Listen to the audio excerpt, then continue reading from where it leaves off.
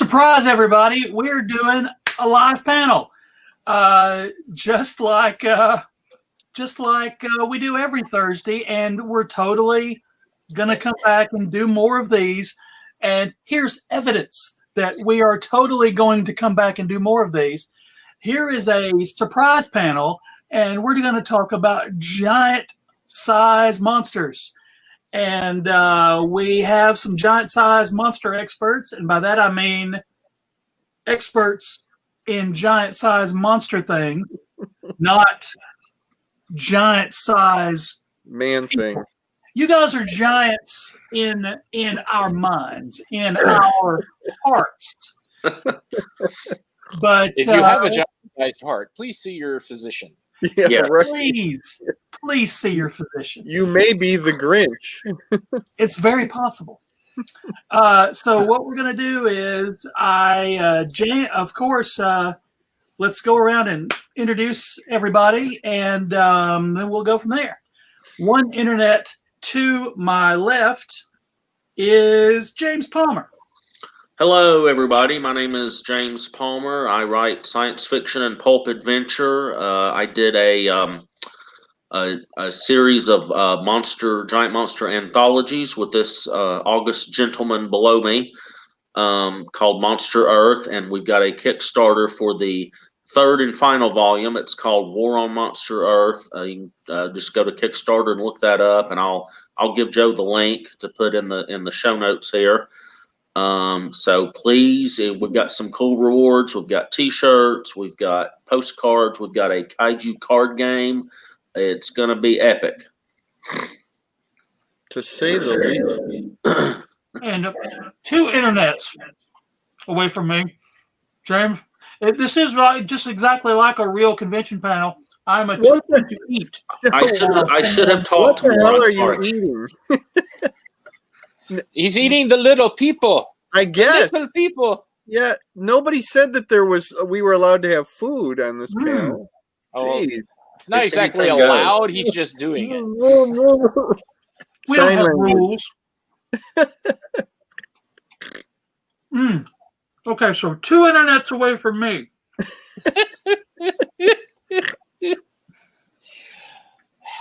Two internets away from me. One internet below James. Jim Beard, how are you, sir? It's me. Okay.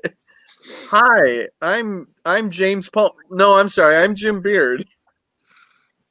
You can tell I'm not James because I have a northern accent. That's and right. He has a southern accent. Hey, y'all. Yeah. James, when you write, do you actually write in a southern accent too? Do you say y'all when you write things out? Only when the character is southern. Oh, okay, good. All right. You're not like Van Plexico who actually writes it out. But anyways, I'm telling him you said that. This is my time right now, okay? Okay. All right.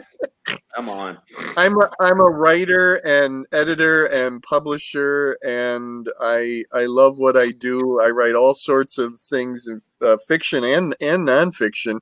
I write a lot about monsters, both human-sized and giant-sized monsters. Ghosts. I have a ghost hunter named Sergeant Janice that I just put out the third installment of his adventures called Sergeant Janice on the Dark Track. Ooh. And like I said, I write all kinds of things, whatever captures my fancy. I love giant monsters, and I always have. I've been a Godzilla fan since as far back as I can remember, which is pretty far back. And I'm thrilled to be here. There, look at that. Represent. Jim, you have been on live action panels for us on the American Sci-Fi Classics track. Yeah. But this is your very first virtual panel with us. And I think James can confirm this. This will be the first of like 47 that I'm going to make you do. The first of many. You're not done. No. Joe is never finished with you. Never. I have sold my soul to Dragon Con. That's That right. is right. I believe James, many a year ago, James and Gary said, "Hey, let's all do a panel together." Ha! I got you. Famous last words. We're all stuck in it.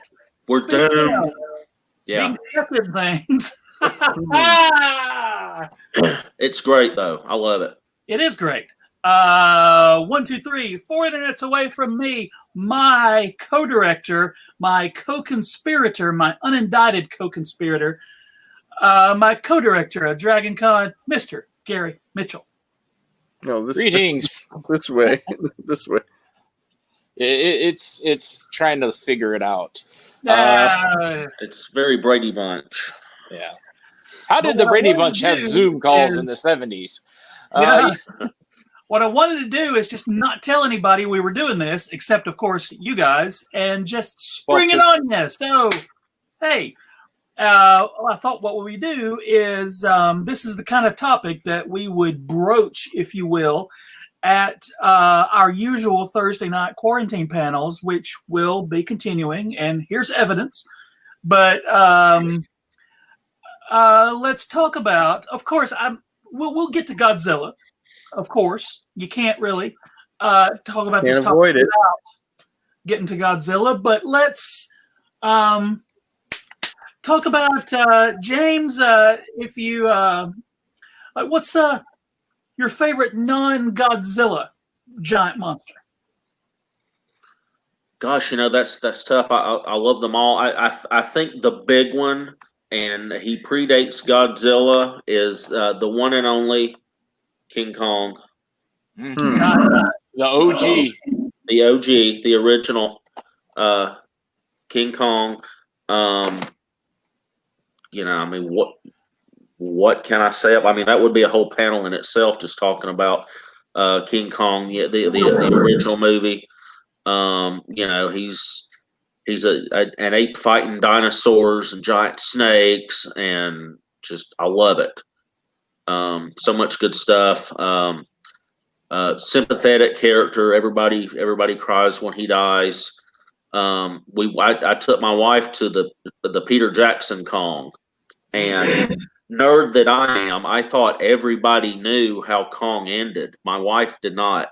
She was so mad at me that Kong died. Oh my God, she wanted to kill me in the theater. Old Yeller for giant monkeys. Exactly. Now I want to see that. Well, he doesn't in the one from a couple years ago, so she probably would like that one better. Skull Island. Yeah, spoiler alert. Yeah. He makes it through the end of that one. I feel terrible about my own self. I have yet to see that one. You haven't watched Skull Island yet? Skull Island is amazing. It's on TV like all the time. You're not allowed to watch Godzilla versus Kong until you watch that one. Yeah, it's the setup for that one. Yeah, you really have to see Kaiju Kong. Yeah, Skull Island's amazing. Ridiculous. Yeah, it's pretty damn good. Yeah, I dig that. The Peter Jackson King Kong I watched again maybe a couple of months ago, and there is a comedy band called Tripod, and they do a song called King Kong, and the chorus is "Get to the effing monkey," and that is all I could think about as I was watching this movie was, when is King Kong gonna show up? And it like I got to the point where I was watching the time code on the thing, and it's like 40 something minutes into the movie with just humans, and I ain't got time for that. But I've never seen the Peter Jackson one, so we're kind of even, Joe. You and me. Yeah, but you have to see Skull Island. Oh no, I don't have to see the Peter Jackson one. I know how it ends. Yeah. And I want to give a shout out to my main man there, Darren Bush, for that pun. That's a good one. You have to admit, in Japan, Godzilla is huge. If Darren were here, I would boot him out of the room. Oh, I thought you meant the Macarena. I see what you're saying now. I see what you're saying. Yeah, there it is. But Jim, James jumped in ahead of you, so he's already taken King Kong. So hit us with another one. Oh, wow. That's a tough one. I mean, can it be from the Godzilla universe? Or Sure. Okay. Yeah. Oh, okay. Well, wow. You already voted, James. What? I'm trying to help Jim. You know what? I have never been a Gamera fan. I watched the movies on the big show. Yeah. Monster Week and all of that, and Gamera movies were okay, but you know what? They always seem to be the poor cousins of Toho Studios, which isn't really saying much, Yeah, But that's a fair assessment. yeah, and I still like them. It's not really to put them down, but it's just I don't know what it was. If it wasn't Toho and it wasn't Godzilla, then it wasn't doing it for me. Yeah. It would probably be Ghidorah. I mean, you don't get much better than that unless it's the Big G himself. A winged 3-headed dragon that shoots lightning bolts. Yeah. A golden dragon. And I don't see how he can be beaten, but he always is. I just watched Ghidorah the 3-headed monster the other night, and just fell in love with the character all over again, even though he got beaten. Yeah. Ghidorah's cool, and that's such a complex. I mean, it's puppetry and suit work and strings. I mean, it's amazing that they pulled that off because there's so much going on. When I was a kid and me and the neighborhood kids would play Godzilla, I was always Ghidorah. And Ghidorah was fun to do because what I did is that this was the middle head, my own head, and then these were the other heads. So I would just sit there and go like this and pretend I was shooting lightning bolts. But I loved it. I never chose to be Godzilla as much as I love him. I always chose to be Ghidorah. Well, Ghidorah's the king. Yeah, he's the only one that. I mean, sure, King Kong, but King Ghidorah is it's in his name. Now we got to see Kong versus Ghidorah. Oh yeah. Woo, sure, boy, that'd be cool. That's the biggest thing I'm excited for this new series is seeing all the different monsters mashing together. It's like I loved King of the Monsters because I love the way they did Ghidorah, and I am so looking forward to Kong getting into the middle of this throwdown. And this is funny. One of the criticisms that I saw of King of the Monsters was it's just a bunch of monsters, fighting. And I said, you were expecting something else? Exactly. That's the point. Yeah, right. Of course that's like why we show up. That's what we want. Yeah. It's like I have Go ahead, Gary. I have said for years, you could give me a 190-minute Godzilla movie, which had 195 minutes of Godzilla stomping on things, and I would still say needs more Godzilla. Needs more. It's like if you had a red velvet cake, and you're like, I sure do love this red velvet cake, but there's not enough. There's too much red velvet cake in it. That's not possible. Right. It's a lot. You don't want vegetables. Red velvet. Yeah. And the nice thing about King of the Monsters is you bring in all these other monsters, but Godzilla doesn't get overshadowed. No. They still prove that he's the king, which is really nice. And it's the same in Destroy All Monsters and Invasion of Astro Monster and all of them. That Godzilla is still the character you want to follow. Yeah. Up until King of the Monsters, my favorite Godzilla giant monster movie was Destroy All Monsters. Yeah. Because it's the giant throwdown. It's it's the Avengers of monster movies. Yeah. Indeed. The first movie out. Okay. First, my first King Kong movie was the 1976 one. And Mine then too. my second giant monster movie was King Kong versus Godzilla, which I waited up till 2:30 in the morning to watch in my parents' bedroom on the black and white TV. Wow. And so that always that still has a special place for me. So I'm excited to see new stuff. But like Gary said, I love when everybody comes together, when it's a shared universe of things, just like at the time, just like in my comic books, it was the same thing. It was a shared universe. And also, on that note, you guys, with your Monster Earth franchise, you're also doing that. It's also a shared universe. Yeah. And you know what? It's, as far as we can still tell to this day, it's still the first shared universe giant monster prose anthologies. And I still have not. I mean, I don't know. Maybe somebody's come out with one since. But I remember James and I looked into that a little bit when we were first doing Monster Earth. And I couldn't believe that nobody had ever done that. I mean, there are giant monster prose anthologies, but the stories are not set all in the same universe. Right. I thought it was a no-brainer, and here it appears that James and I were the first ones to do it. So if that's true, and somebody may prove us wrong, but if that's true, then I'm pretty damn proud of that. That's pretty cool that we beat everybody else to that. Yeah. Well, and so I wanted to do that. These other ones, they're good and all, but they're one-offs. They're just one-off monster encounters. I wanted a cohesion between the stories. Yeah, definitely from the get-go. So I'm proud of how it all turned out.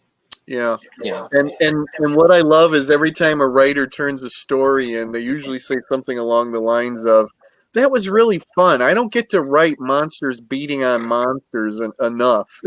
Yeah. Why the heck not? They're doing something really. wrong. Really. Yeah. Yeah. So for me, I want to say Ultraman, but I don't think he counts as a monster. No, so he's discounting more of a Kaiju him. Slayer. Yeah. So Ultraman, but because I was going to say that Jaguar, and I didn't because he's not a monster, So discounting him and discounting Big G, and I can't remember the name of the monster now. My brain's falling out. My favorite is the one. It's from a Gamera movie, if I'm not mistaken, but it's the shark with the giant blade nose. Oh yeah. Oh, I love that guy because I love sharks, and he fires off ninja stars out of his nose. How do you not love that? That's not Giron, is it? Mm-hmm. I think so. I think you're right. I think I've got those here. Hang or on. no. Or is it Gaios? Quick, somebody answer this question. I can't remember. Gaios is the flying one. I just was reading about this like a week or two ago. Isn't that terrible? Giron, G-U-I-R-N. Okay. Wow, I was right. Yep. Okay. I did a Google search for giant shark Gamera blade, and he came right up.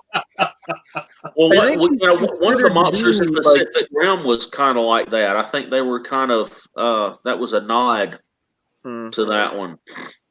I think he's considered to be the fan favorite Gamera opponent, basically. Mm-hmm. Yeah. So we have a question. Are giant monsters considered cryptids? Only, I would say, only if they were legendary and their presence could not be, their existence could not be confirmed. But how do you miss a giant monster, right? Yeah. Sure. Yeah. I mean, you know what? Kong would have been considered a cryptid until he was found and proved to exist. But once they, in my opinion, once they we know they exist, then they're no longer cryptids. There's no longer a question about whether they exist or not. I think it has to be stuff that we know existed from the fossil record that we may not know they still exist.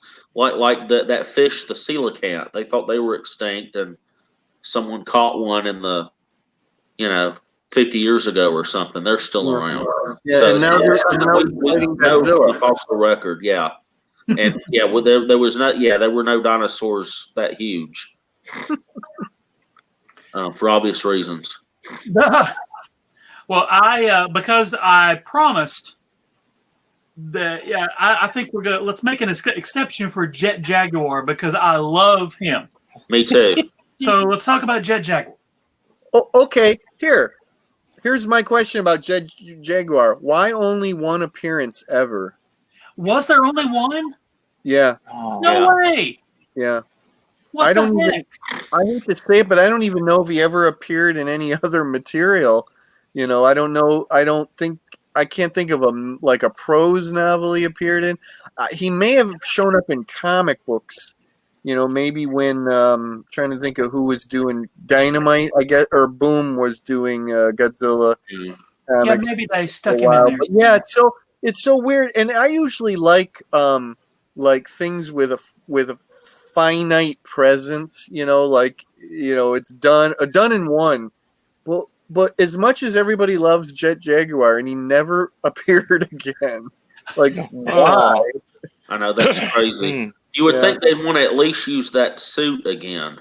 Yeah. Get their money's They worth. built the whole suit, and then they just said, "Okay, we're done." Yeah. And he has his own theme song. Well, I mean, why bother to write him and record a theme song and then not bring him back? He could have had his own movie. I think Toho was having some problems at that point, anyways. That was when each Godzilla movie was making kind of less and less. Yeah. That was Godzilla versus Megalon, and I think there's only one more in the Showa series after that. I think it's Terror of Mechagodzilla. 75. Yeah. According to Wikipedia, he appeared extensively in the TV series Godzilla Island. What? I don't know that one. I don't know Godzilla Godzilla series Island. called Godzilla Island. I got to see this. What you talking about, Willis? Yeah. Yeah, It was a television spin-off of Godzilla from Toho in 1997. It ran for a total of 256 3-minute episodes. Oh, yeah. It used action figures to do the kaiju. Okay. Well, I stand corrected, but why wasn't he in a movie? Damn it! Yeah, I think we know why. I mean, they ended pretty much. They ended Godzilla after the next movie, but why he wasn't in Terror of Mechagodzilla, I don't know. I know. There was already a robot. Come on, ridiculous. That's true. Because you know what? We needed to see Jet Jaguar versus Mecha Kong. Come on, Yes. guys. Because Mecha Kong is like the greatest next to Jet Jaguar. Money left on the table. Ridiculous. They need to do an official Showa era Godzilla universe prose anthology. Yes.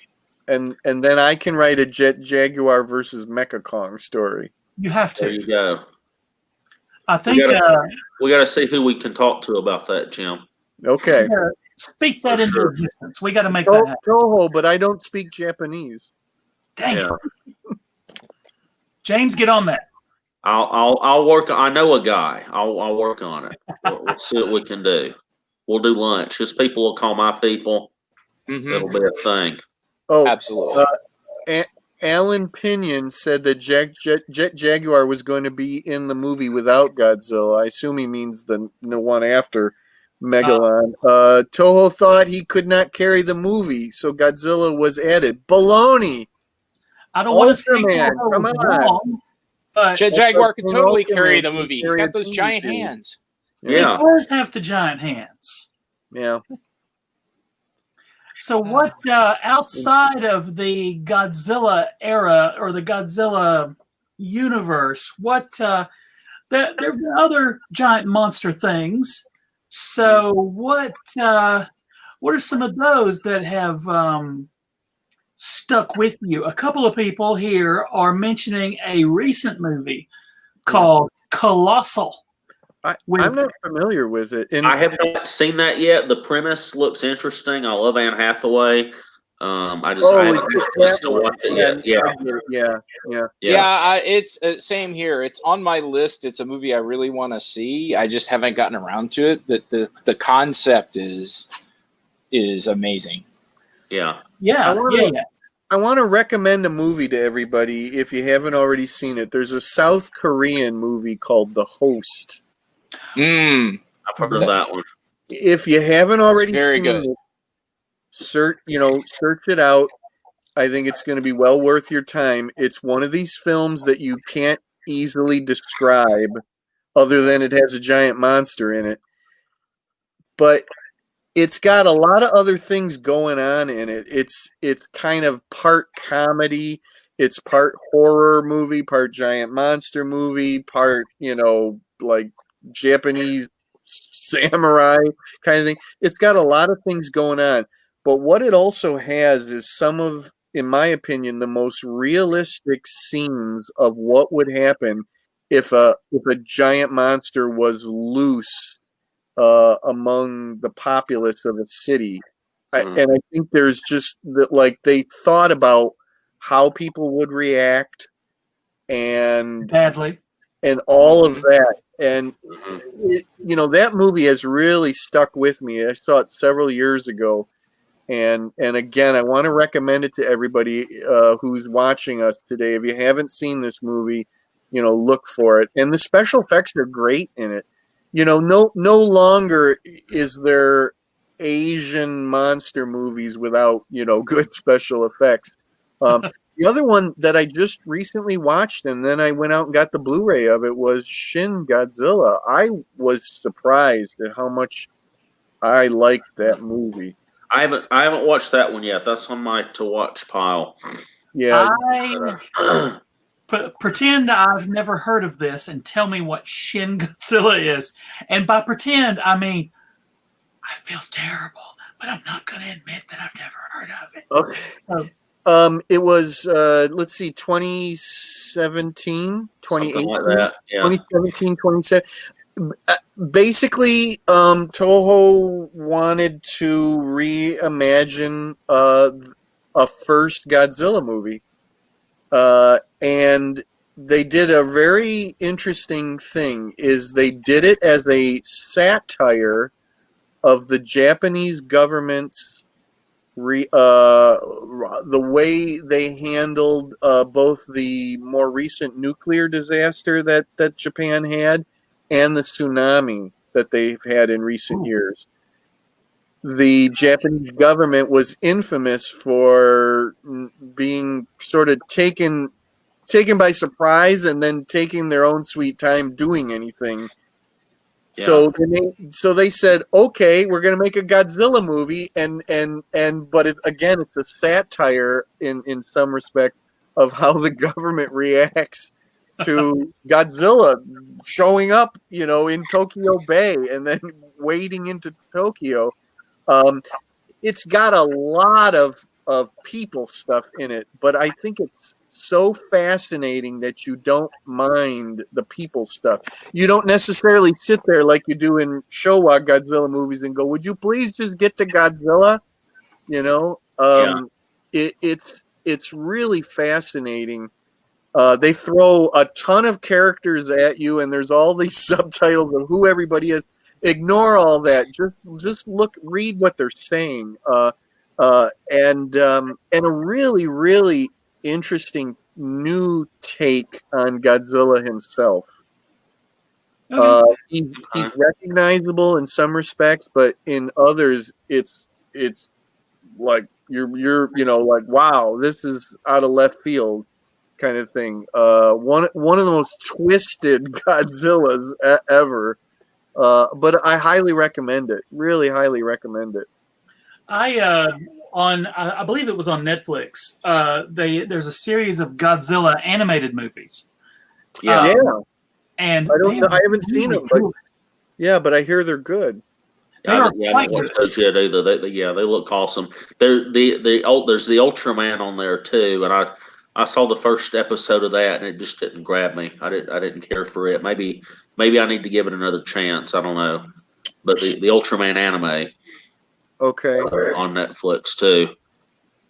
The other thing that I really want to recommend is the original Ultra Q, Hmm. which really kicks off the Ultra series, although it has basically nothing to do with the late, the Ultraman series that came after it. It's more or less a 1966 black and white Japanese X-Files, but that Oh. has a lot of giant monsters in it.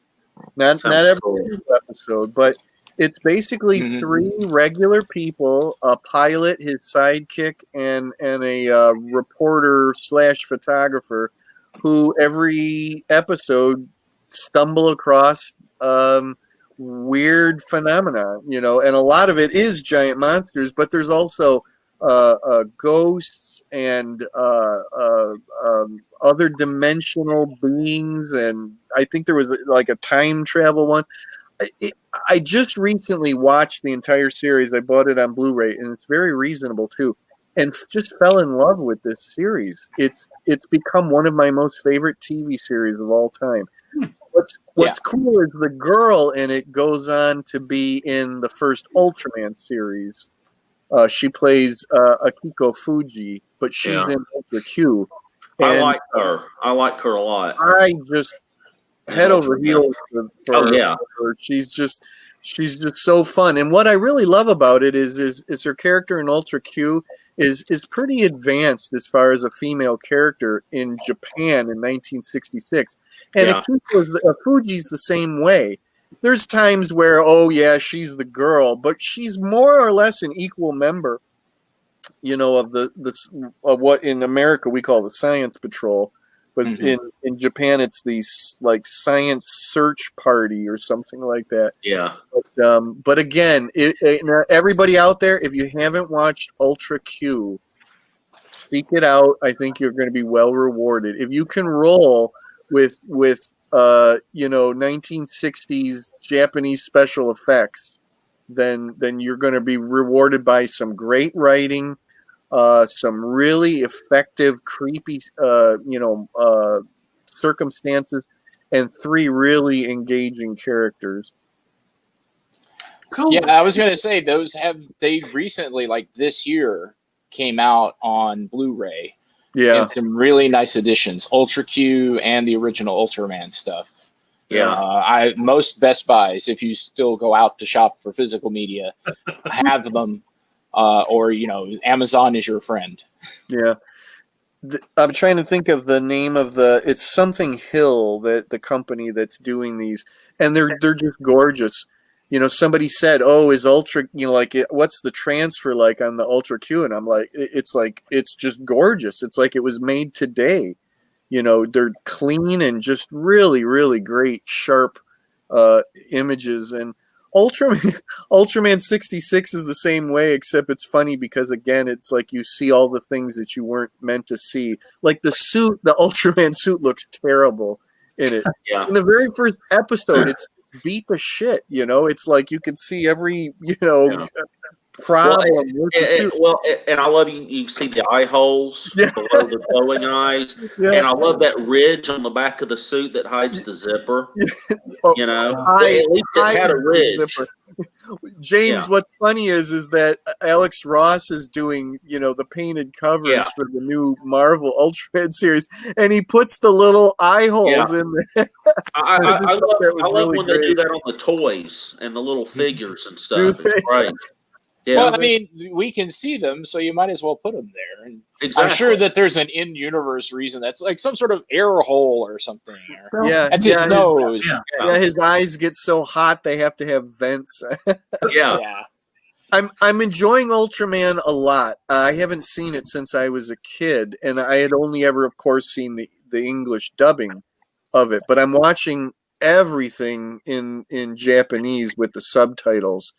and it's just fascinating. And it's so funny how often you hear the word kaiju. You know, especially in Ultra Q, constantly you hear the word kaiju. But what strikes me as funny is how often they insert, seemingly for no reason, they insert an English word into a sentence. And it just like I was just watching an episode of Ultraman, and there's a little Japanese girl, and it's a rock, and if you wish for something, the rock turns into it. She wishes for a piano, and she's literally going on in Japanese. But when she goes dot dot dot dot dot that she wants a piano, dot dot dot dot piano, like there's a Japanese word for piano as far as I know. It just cracked me up. Like, why did they decide that they needed to say piano in English? No reason. But you know what? That's what the beauty of those shows. It's just the craziest stuff. I love that. What's really interesting is I watched it when it hit DVD, and for some reason I decided to watch it in English dub, but with the subtitles. You could do it at the same time. I was like, well, that's interesting. It was really interesting watching the difference in the storyline of how they Americanized it for the dubbing versus the subbing. Like there's one where all these birds are killed by poison.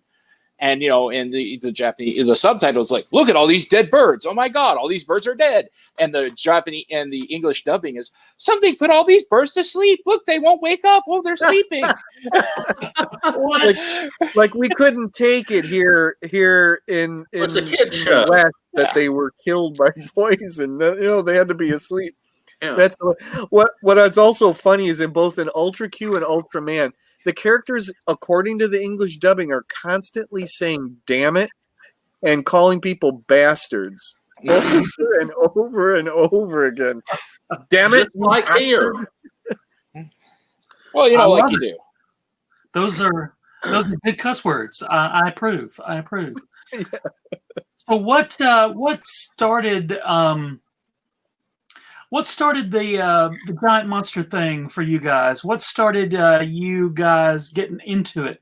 For me, it was Saturday afternoons after cartoons were over, and I think I might have read the Godzilla comic book from Marvel before I saw a Godzilla movie, and so that my perspective may be twisted a little bit on the maybe you're older than that. Came before the horse for me, but it's good stuff, and it was just one of the those movies were always on. Tarzan, the Planet of the Apes movies were always on, and so they all kind of combined for me into just the same era of cool movie watching. So what was the first thing? What hooked you guys when you were when you first started watching these?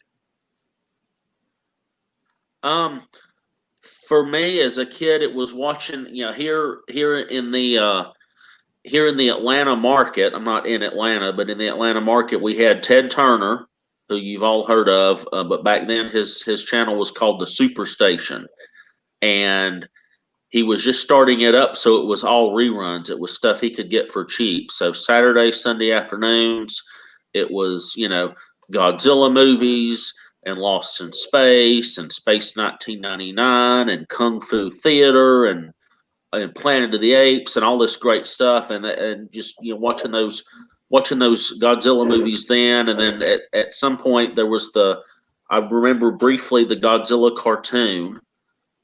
With Godzuki, and then the less said the better, right? Yeah, I don't remember much about it. I remember these humans on a ship, and Godzilla followed them in the ocean, and Godzuki was there, and they did things. I don't know. That's yeah, a lot of human stuff.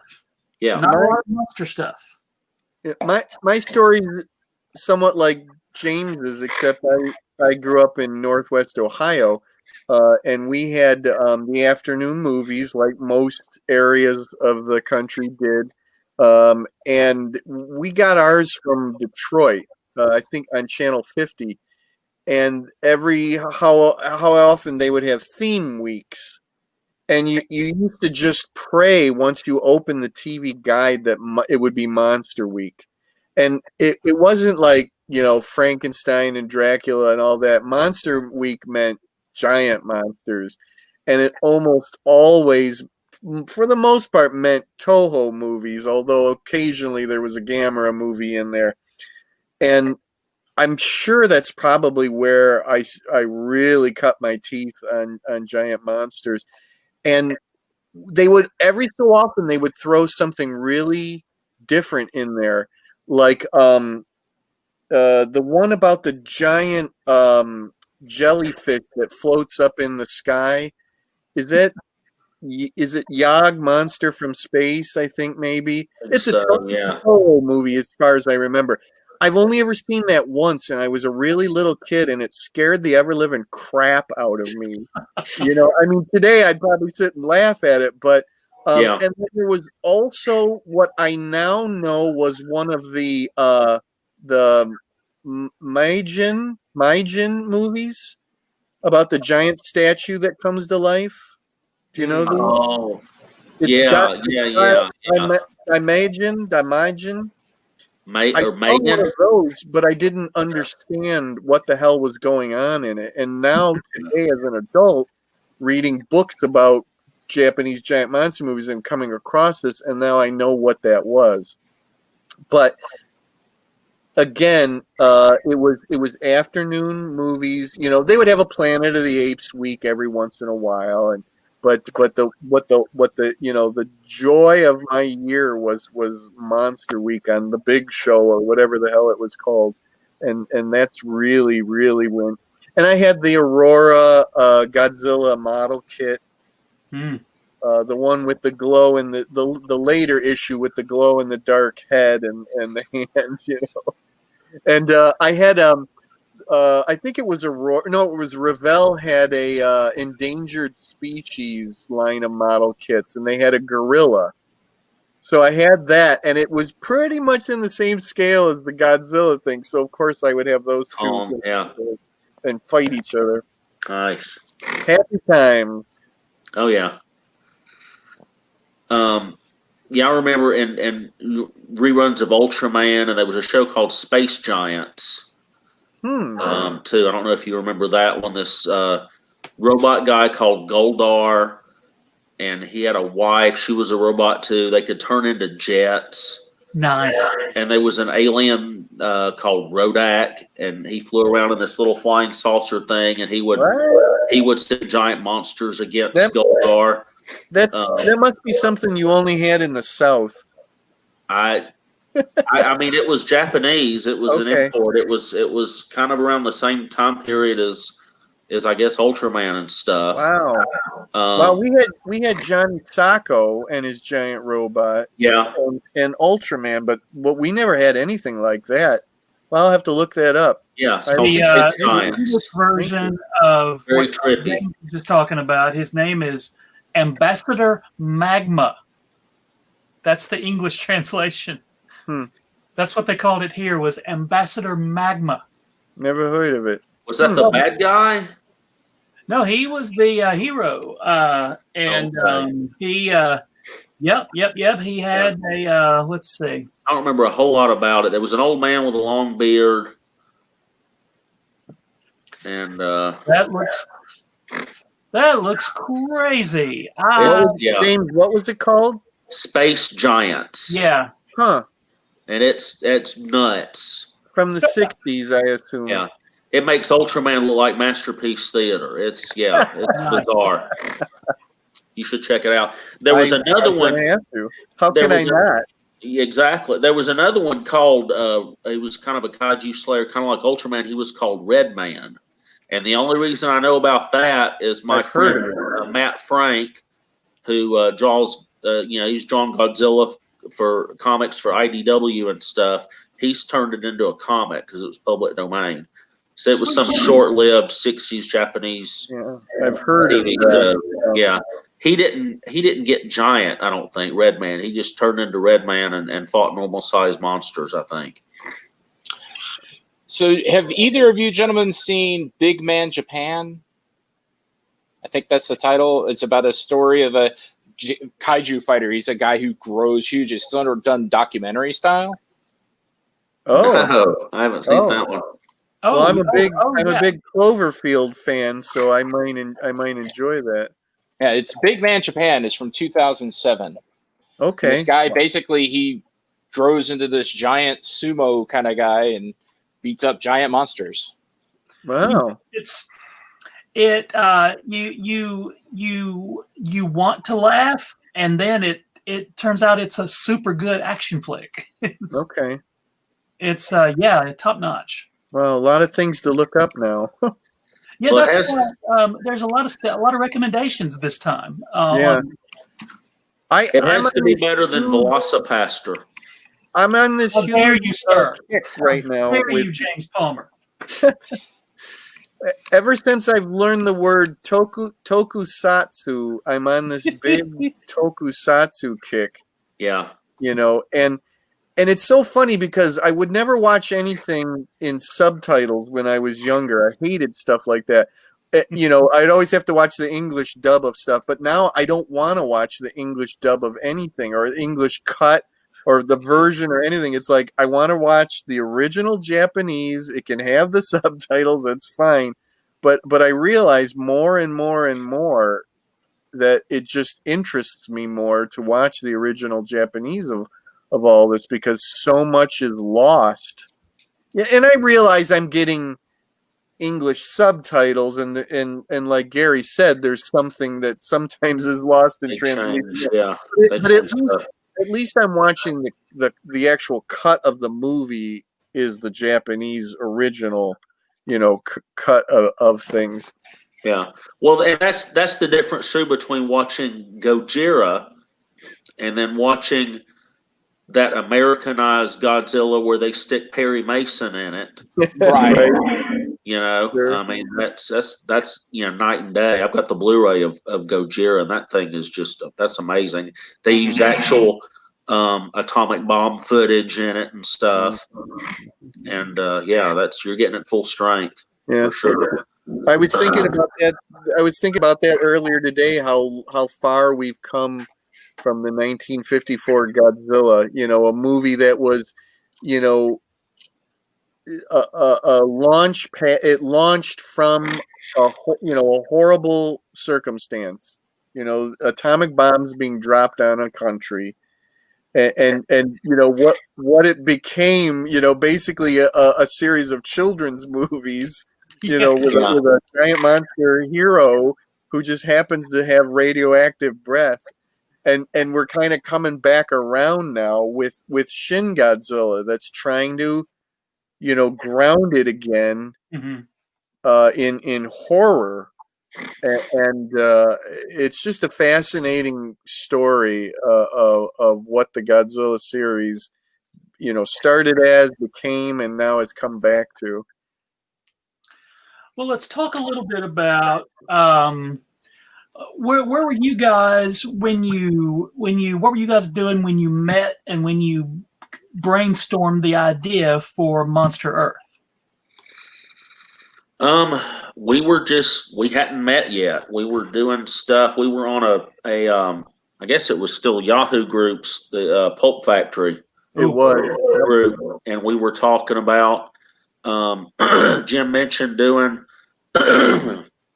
a giant monster anthology, and I said, yeah, I've been wanting to do one of those too, but I don't want to do a bunch of one-off stories.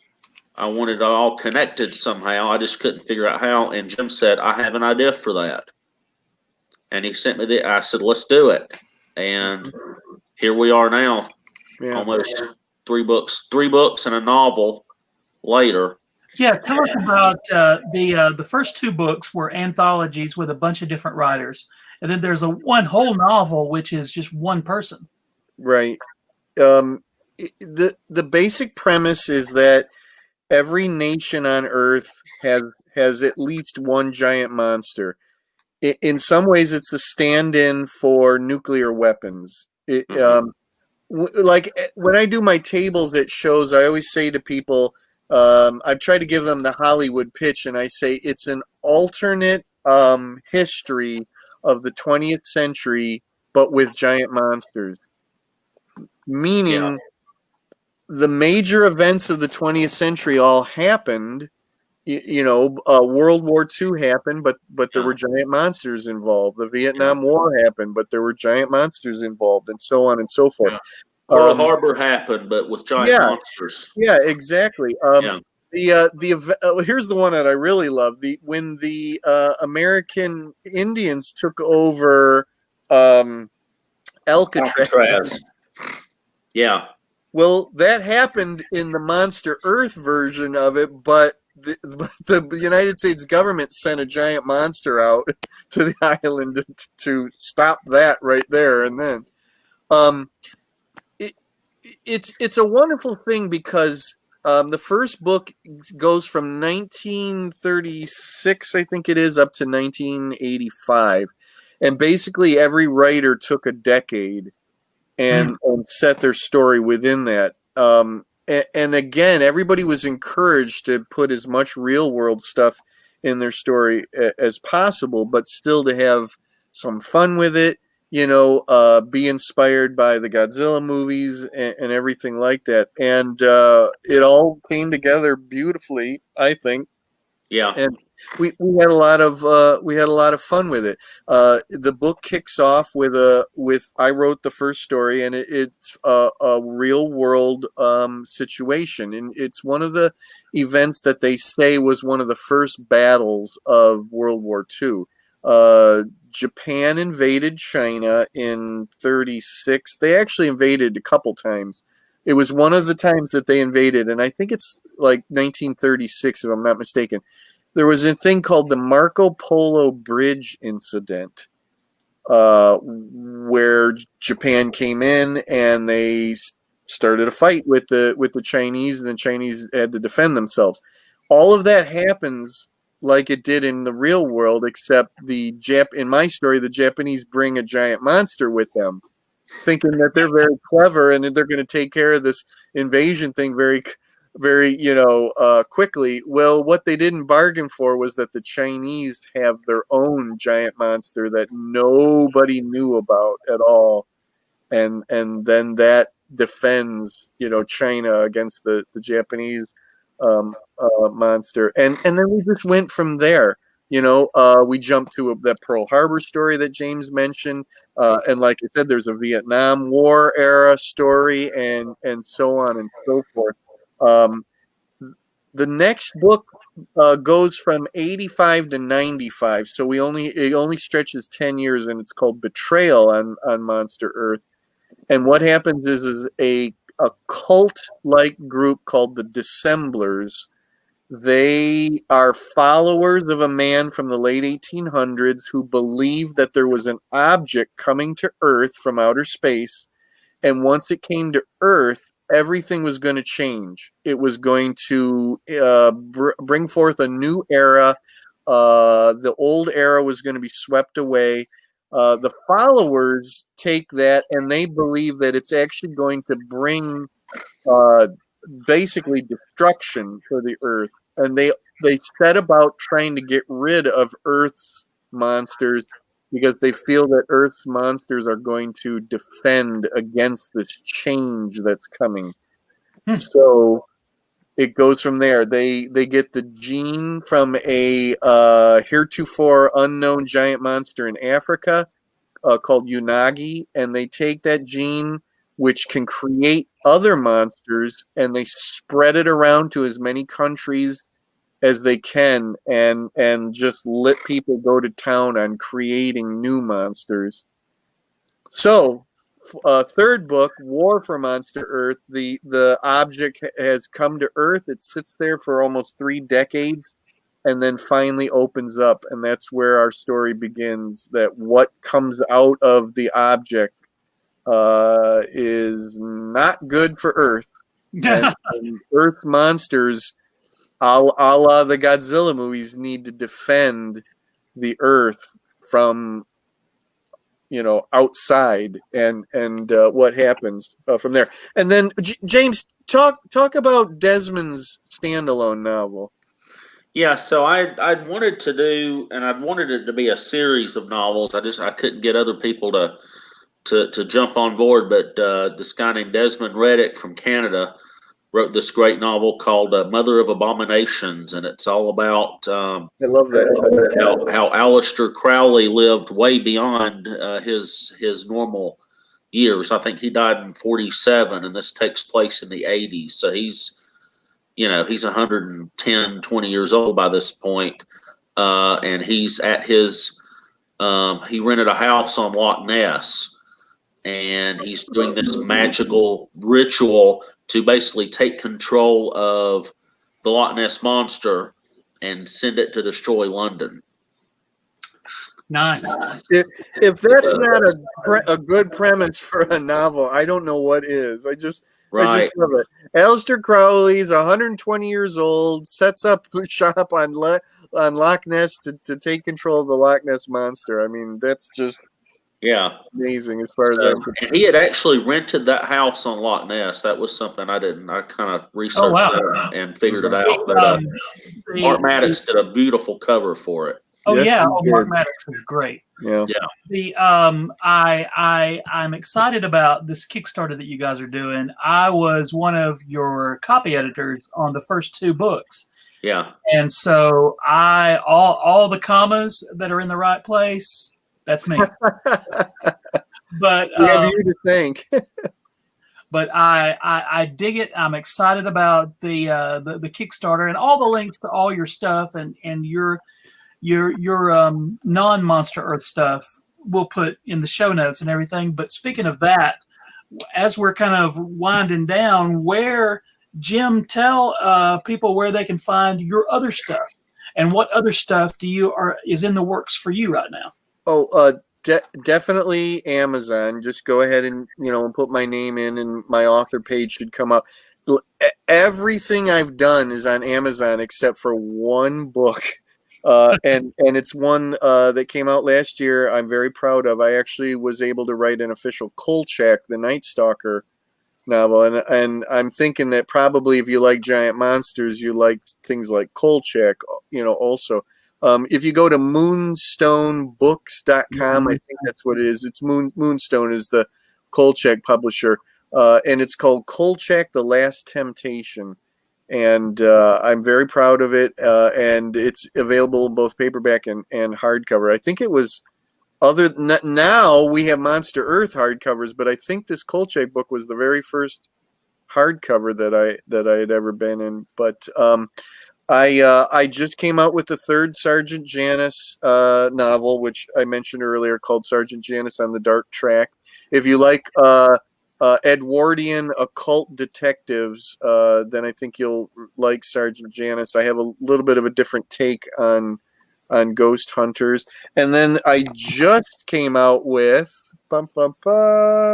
DC Jones and Adventure Command International, which I won't say what it's inspired by, but if you can't tell from this cover, then I don't know what to say. But I'm really proud of this one. This is actually 3 stories. It's 2 short stories and a novella. And what I love about this book is that it actually, at the beginning of each one of the stories, it actually has like an old toy instruction sheet sample. Like, here's how to use the True Talk DC Jones action figure. It tells you how to pull the cord and get him to talk and all of that. So those are kind of peppered throughout the book. The exciting thing for me is that I was approached about a month ago by an audiobook company called Oasis Audio, and early next year this is actually going to be an audiobook. I'm really excited about that. Cool. Did we lose Joe? Yeah. Yeah, he was totally sick of my self-promotion and said, "The hell with it, I'm out of here." We're still right, on. well, we can keep going. Yep, Joe will be back. So, James, where can people find you on the internet? Oh, speak of the devil. There he is. There's our devil. You can find me at jamespalmerbooks.net. I wrote a series of novellas for Falstaff Books. You can find that at falstaffbooks.com. They're really cool. I'm really proud of them. It's The Depths of Time, Shadows Over London, The Dream Key, and The Map of Time. And they're all about Richard Francis Burton, and he teams up with Professor Challenger and the Time Traveler and Mycroft Holmes, and travels through time battling Lovecraftian threats. That was a lot of fun. I just finished a story for an anthology called Fake News. My story has lizard people in it. So Nice. that was a lot of fun. So stay tuned for that. I don't know when that'll be out yet. And yeah, check out the Kickstarter for sure. And the Venus novel. Oh, Archer of Venus. Yeah. Yeah, I just did a paperback of that. It's been out in ebook for a while. I wanted to do a paperback, but I didn't have a good cover for it until now. Thanks to Dynamite Artist Jeffrey Hayes. Fantastic cover for it. I have a great cover for it. I'm very proud of it. Archer of Venus. It's kind of John Carter, Carson of Venus. It's about a 1950s stuntman who plays bug-eyed monsters and is kind of tired of it. And he gets he meets a mysterious woman at a party and gets blasted 15,000 years into the future to a terraformed Venus. And craziness ensues. So once again, I think the lesson that we can all take from that is don't ever meet people at parties. Right. The people are the worst. Right. People are the worst. That's why we're doing Except this. Not this. Be happy with the job you have. Exactly. Meet people like this online, virtually. Yeah. Exactly. Safe. There's nothing that could happen to us right now that would send any of us 15,000 years into the future. That we know of. Like good internet connections.